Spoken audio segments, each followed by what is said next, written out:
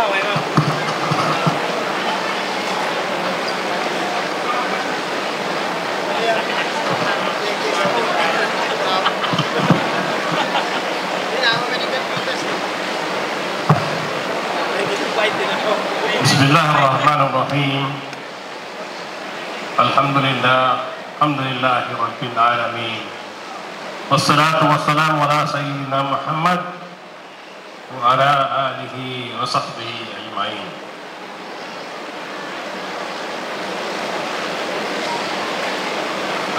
Wa'tasimu bihablillahi jami'an wa la tafarraqu, and hold firmly to the rope of Allah all together, and do not become divided.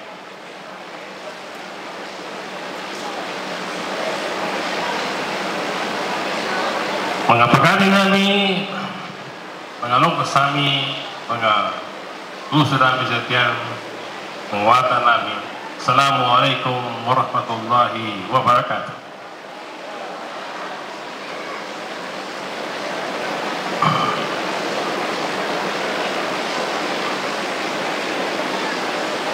Kung titingnan ninyo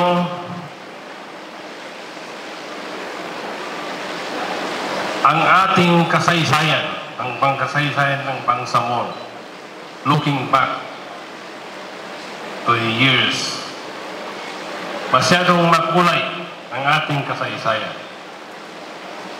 Pero basically, yung kasaysayan natin ay yung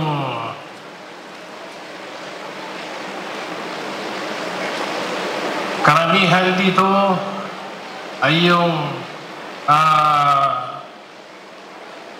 prinsipyo natin na ipinaglaban natin. Alam ninyo na even as early as during yung mga kanununuan natin ay lumaban na sila sa gobyerno. Mayroong mga history, if you look at the history, lumaban na sa so, dahil nakikita natin na ang Bangsamoro na victim tayo ng oppression at exploitation. So, alam ninyo na tayo rin, kung titingnan ninyo itong generation natin, about late 60s, nag-organize tayo ng organization para ipagtanggol ang ating karapatan. Pero after that, ang nangyari ay nag-declare ang gobyerno ng martial law. Kaya ang nangyari, nagkaroon tayo ng kahit na wala tayong masyadong ilalaban, pero napilitan tayong lumaban sa gobyerno. So, alam ninyo na nung laban natin, I think it started about late 60s.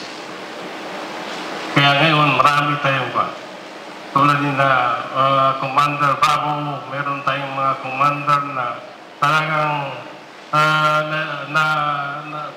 umusbong sila sa team ng panahon na nakipaglaban tayo sa gobyerno. So despite yung situation natin na wala tayong sapat na kakayahan para lumaban sa gobyerno, pero napilitan tayong lumaban sa gobyerno. So, nangyari ito, nagkaroon tayo ng file, and then nag-organize tayo, maraming beses na nag-organize tayo, nagkaroon ng organization na MNLF, Moro National Liberation Front. Then, nagkaroon ng MILF. Sa mga religious group, Islamic group, kung matatandaan ninyo ay meron tayong binuo na Ansarul Islam. Ansarul Islam. So marami pang mga organisasyon ang binuo natin. Lahat ng ito ay bahagi ng ating struggle o jihad. Jihad fi sabilillah. So, ngayon at least, itong narating natin, although sabihin natin na hindi pa yung gusto natin na marating natin, but alhamdulillah, with the help of Allah, nakita natin na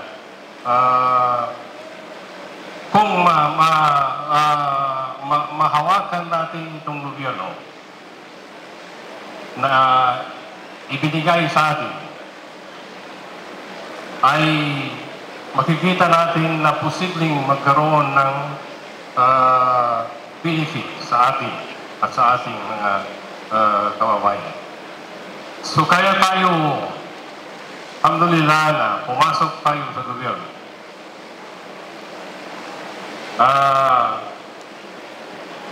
Kami ngayon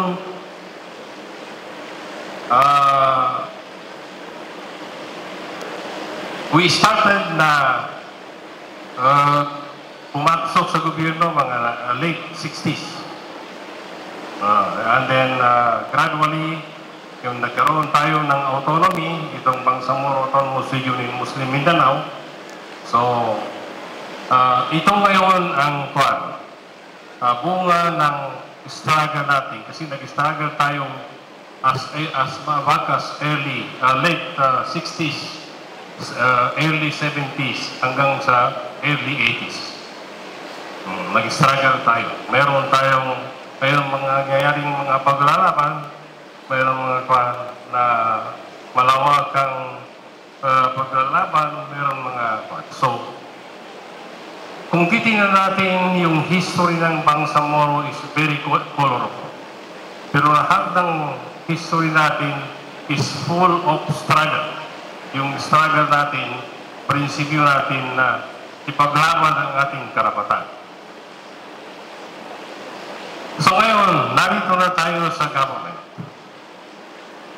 Itong ginagawa natin ngayon, this is the first time na officially lalahok tayo sa government itong forthcoming na possible na election sa parliamentary na declared by the President.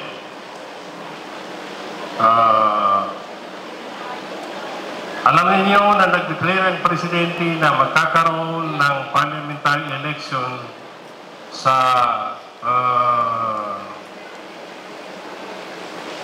October 30, inshallah.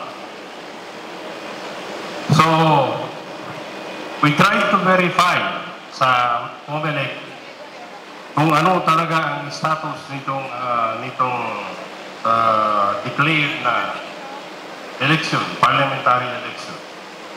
So may confirmation sa atin ng COMELEC na talagang itutuloy nila, inshallah, yung election. So, yun ang dahilan kaya ngayon mayroon tayong pagtitipon. First time ito na nagtitipon tayo sa pangalan ng election. Because this is the first time na officially lalaban ang partido natin. Although, last year, sumali na tayo sa may mga incident na sumali tayo sa election para lang matest natin kung ano ang possibility na resulta ng election.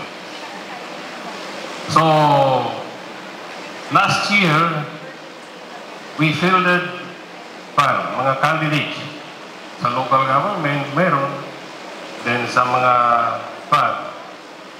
sa Congress, sa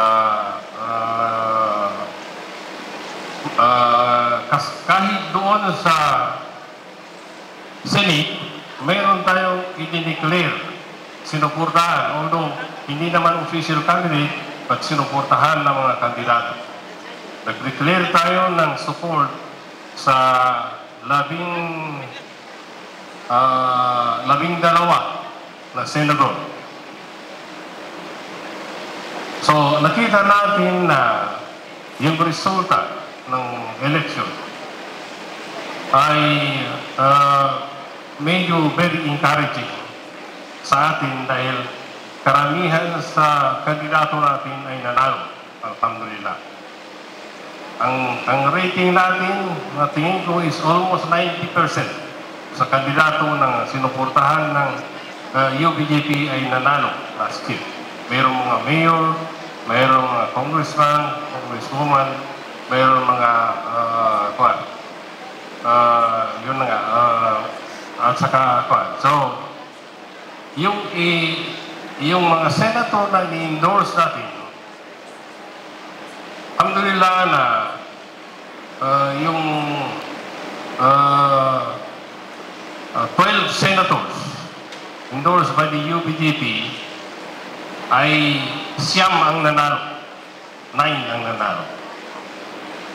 So lahat itong mga senator na elected ngayon na in-endorse ng UBJP ay nagpapasalamat sila sa UBJP dahil nakita nila na malaking bahagi ng panalo nila ay dahil sa suporta ng UBJP.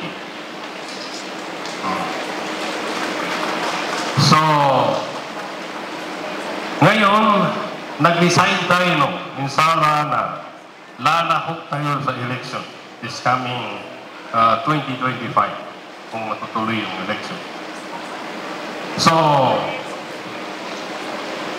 nakita natin na mas maganda na sa yung farm government na mayroon ng election para regular na yung gobyerno.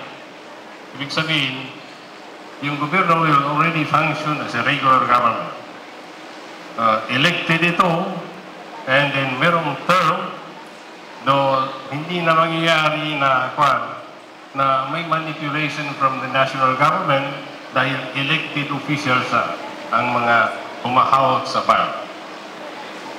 So yun ngayon ang dahilan kung bakit ngayon sumali tayo sa mga kampanya. Ganitong ito basically is a campaign itong ginawa natin ngayon. Pagtitipon natin ngayon is officially a campaign sa 2025 na election, parliamentary election. So kaya ang nangyari, mayroong tayong nominated na mga kandidato. Kasi itong parliamentary election ay mayroong allowed ang party list. Ibig sabihin, ang bubutuhan ay party. So yung dami ng boto na makuha ng party, matranslate ito sa number of representatives sa parliament.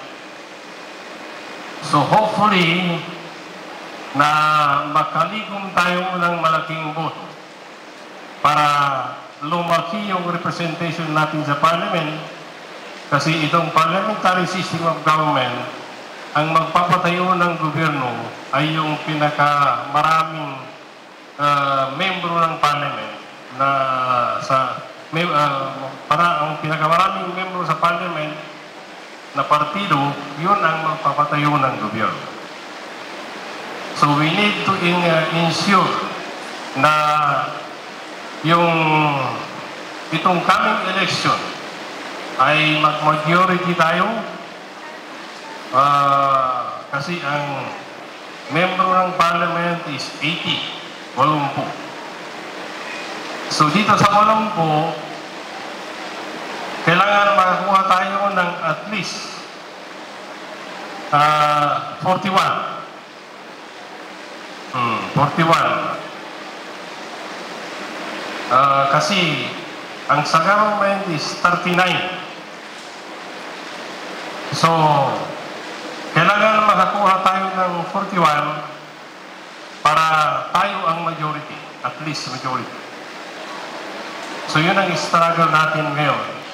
Itong election, we need to struggle na manalo ang kandidato natin, both yung kandidato natin na nominated, itong nominate natin ngayon, ang nominated natin na kandidato ngayon, nominated ng UBGP, dito sa inyo sa Lanao, napresenta na yung mga district na representative na napili ng UBGP.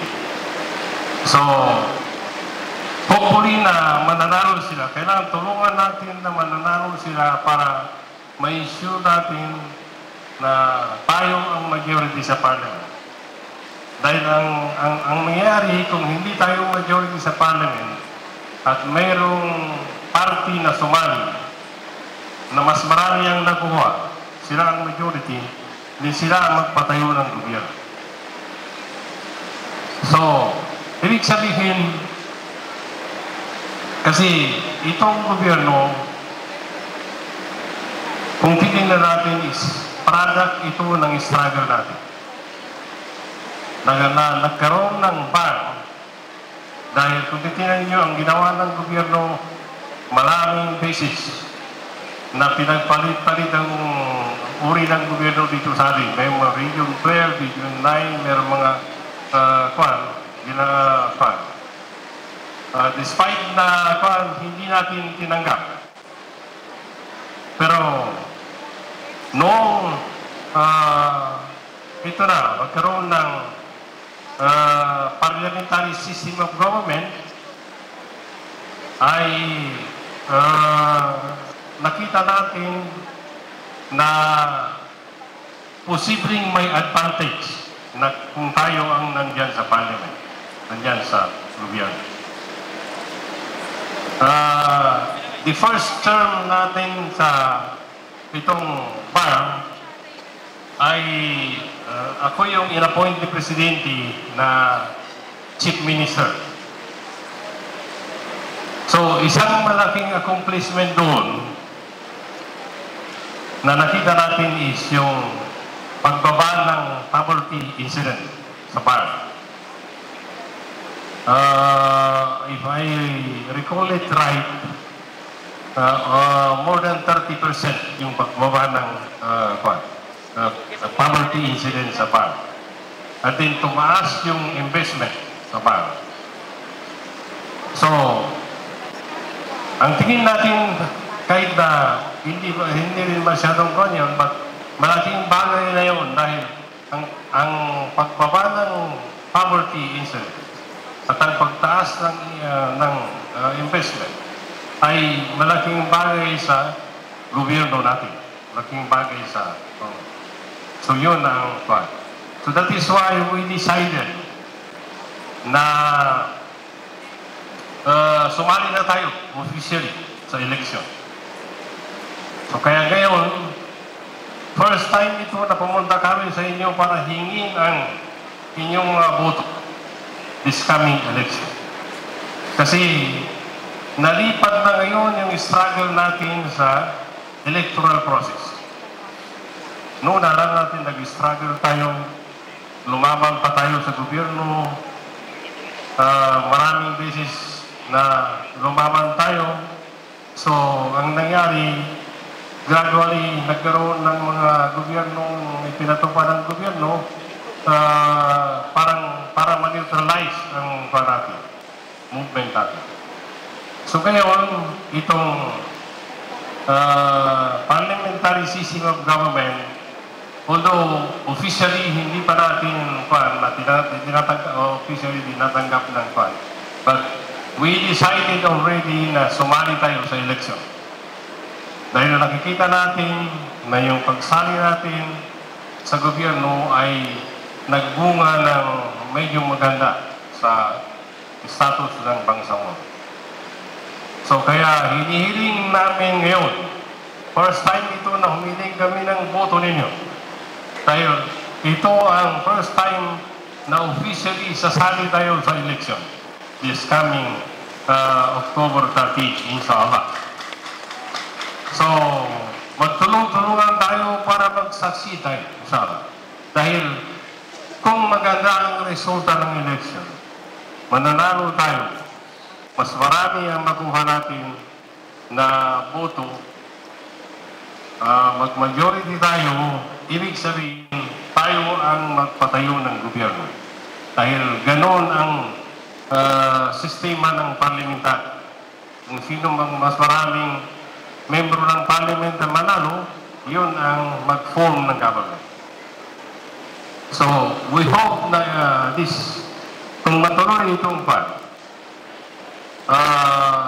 October 13, yata, ang dineclare nila na election na kailangan na magtulong-tulong tayo para manalo ang ating kandidato. We have to make sure na yung Bangsamoro ay magkakaisa. Dahil kung tayo mismo maglalaban, iba't ibang party ang maglalaban dyan, then ang resulta, hindi tayo magkaroon ng majority. So we need to struggle na kung yung mga ibang party dyan na gustong kumandidato, siguro pwede nung hikayatin natin na mag-alay na lang sa UBJP para magkaroon tayo ng kung magkaroon tayo ng mga allies, di ang mangyari, at least lumaki yung chance natin na maging majority. Kasi itong pinaglalaban ngayon sa election, parliamentary election, sino ang makakuha ng majority? So yun ang pinaglalaban natin ngayon.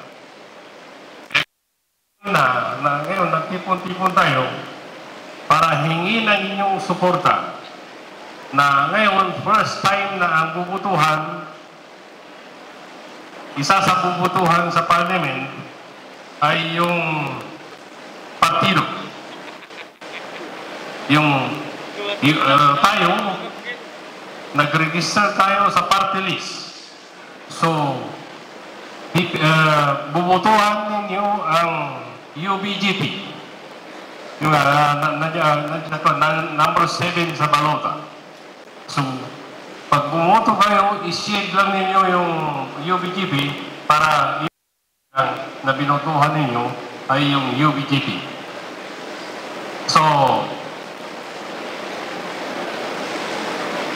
kaya hinihikayat namin kayo na itong coming election, bumoto tayo at iboto natin ang kandidato ng UBGP. Inshallah. So, handa kayong tumulong, inshallah, para manalo tayo sa parliament election. Inshallah. Okay. So, yun ang kailangan. Dahil yung struggle natin ngayon ay sinusubukan natin na ilipat na sa struggle na electoral. Ibig sabihin, as long as hindi rin manipulate yung resulta ng election, ay tatanggapin natin na kung ano yung resulta ng election. So nakita natin na last year, medyo sumali tayo, at gaya na sabi ko, medyo impressive yung result. Dahil sumali tayo, almost 90% sa sinuportahan natin ay nanalo. Alhamdulillah. So hopefully itong coming 13 October na parliamentary election ay makakuha tayo ng malaking majority para na-sure natin na tayo ang magpapatayo ng gobyerno.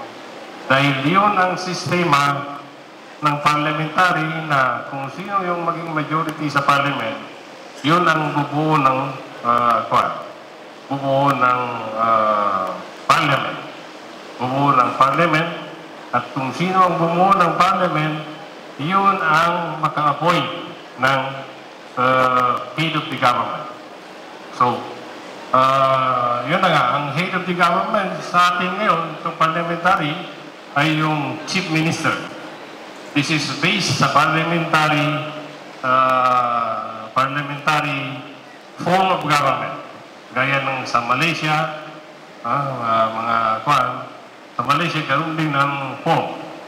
Parliamentary, kaya kung titignan niyo yung mga state, meron mga chief minister. Chief minister ng Sabah, Chief Minister ng Sarawak, Chief Minister ng Kwan.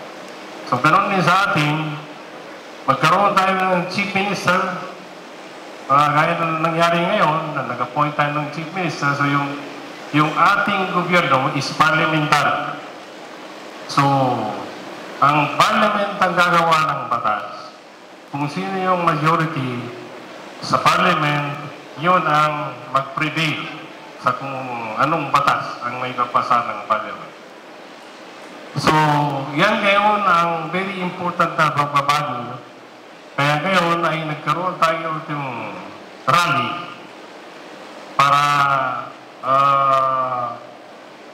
magkaroon tayo ng information campaign para magsama-sama tayo na hikayatin ang ating mga kapatid na pagdating ng election, ang ibubuto nila yung party natin na United Bangsamoro Justice Party. So first time ito na sasali tayo ng official sa election ng government of the Philippines. Kasi nakita natin na posibleng mayroong chance na tayo makakuha ng majority.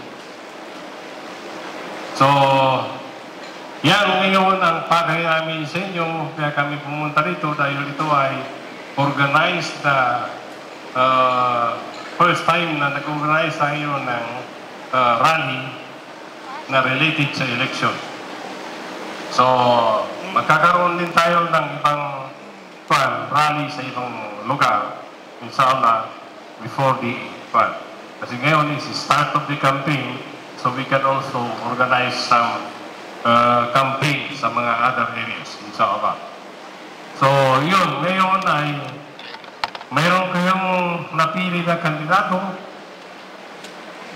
both sa party at both saka sa district. So, yun na ang pagsikapan natin na inshallah makakuha tayo ng majority na membro ng parliament manalo sa coming election sa parliament, inshallah. So, handa kayong lahat, inshallah, na ipapanalo ang UBGP. Inshallah.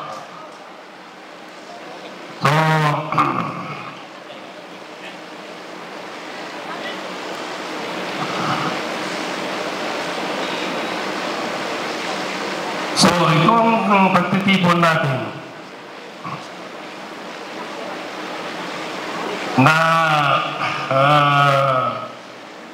ay isang paraan para maipakita natin na yung ating United Bangsamoro Justice Party ay yung party ng MILF ay malakas at may pag-asa na mananalo sa parliamentary election. Dahil yun ang kailangan natin ngayon na sasali tayo sa election para manalo ang ating partido. So, kasi yun na nga, ang sistema ng parliamentary government ay ang naglalaban ay party, hindi individual. Although meron din individual, pero yung party ang very important na point.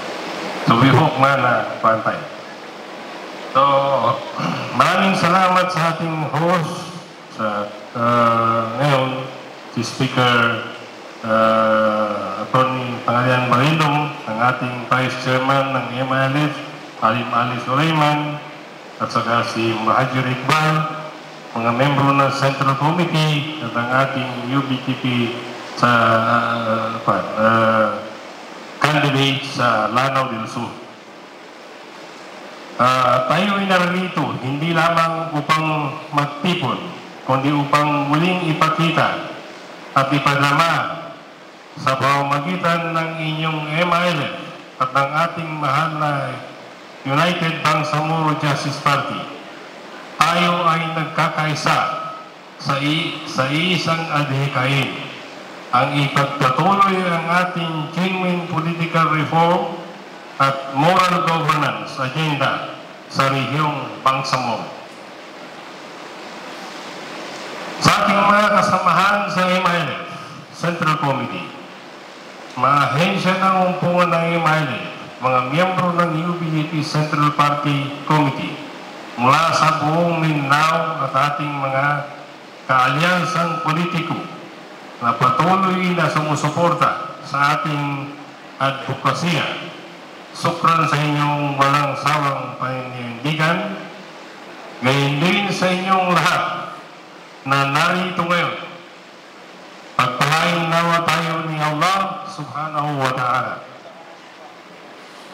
Ako po ay taos-pusong nagpapasalamat sa inyong pagdalo sa makasaysayang pagtitipon na ito. Ang ating campaign rally ng ating minamahal na partido, ang UBJP, dito sa Lanao del Sur. Nandito po kami ngayon kasama ang ating mga party nominees at district representative upang hingin ang inyong mga boto sa darating na kauna-unahang parliamentary election sa Baran.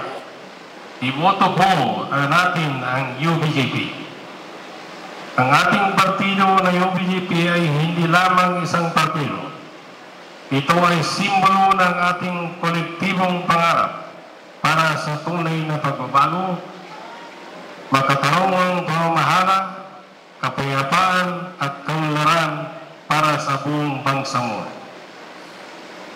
Sa ilalim ng UBJP, hindi lang po tayo bumuboto. Tayo ay lumalaban para sa kinabukasan ng ating mga anak, ng ating komunidad at ang ating bayan. Alam ninyo na lumaban tayo sa gobyerno. Hindi naman pang sarili yung paglaban natin, but para sa bansa mo. So ngayon, hanggang sa pumasok tayo sa labanan na tunay na labanan ng gera. So ngayon, nagkaroon tayo ng understanding with the government. So kaya ngayon ay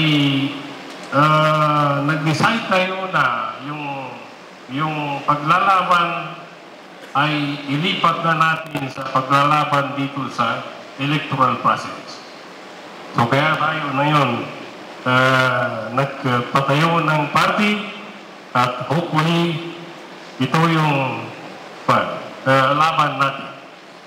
Sa panahon ng campaign period na itinatag ng COMELEC, ipaliwanag natin